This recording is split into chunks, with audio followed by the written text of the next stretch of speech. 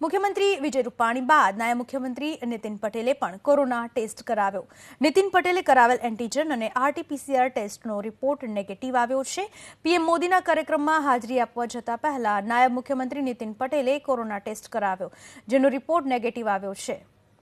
નાયબ મુખ્યમંત્રી નીતિન પટેલે માસ્ક પહેરવા અને સોશિયલ ડિસ્ટન્સ જાળવવા લોકોને અપીલ કરી છે।